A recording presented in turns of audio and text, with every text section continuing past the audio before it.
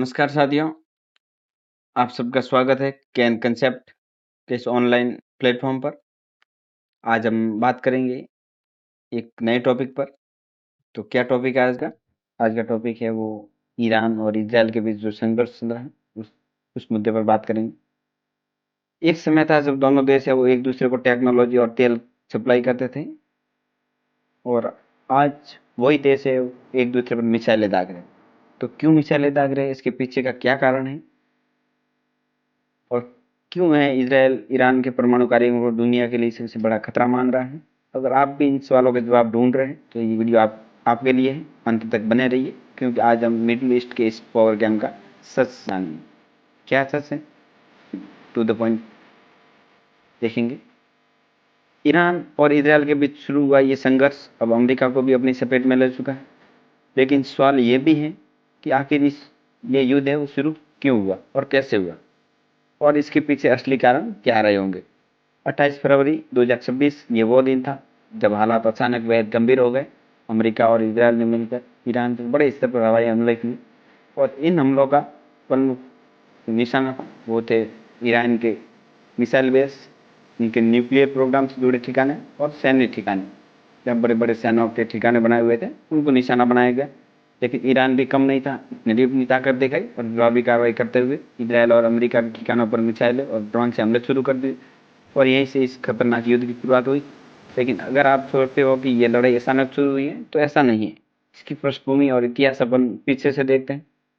जब बात करते हैं 1979 की, ईरान में इस्लामिक क्रांति होती है, जिसके बाद से ईरान ने इजराइल को अपना दुश्मन मान लिया था। तभी से दोनों देशों के बीच तनाव लगातार बढ़ता गया।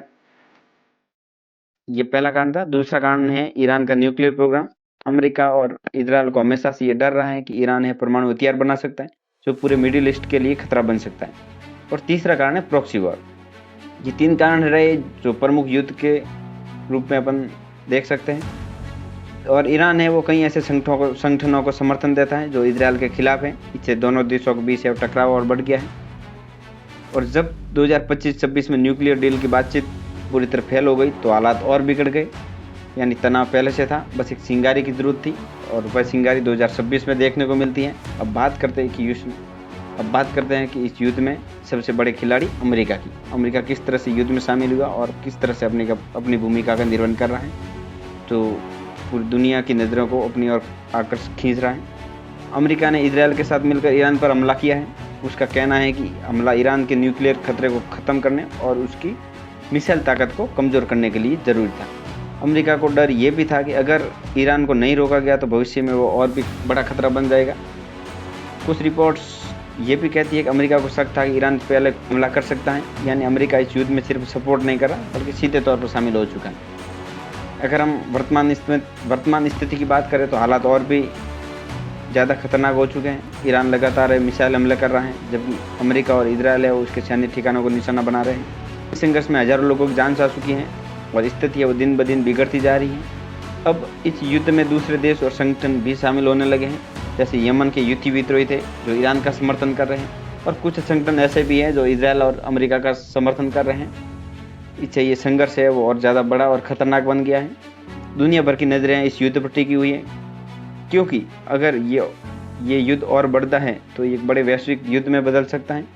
इस युद्ध का असर सिर्फ मिडिल ईस्ट तक सीमित नहीं है, बल्कि पूरे दुनिया पर इसका असर पड़ रहा है।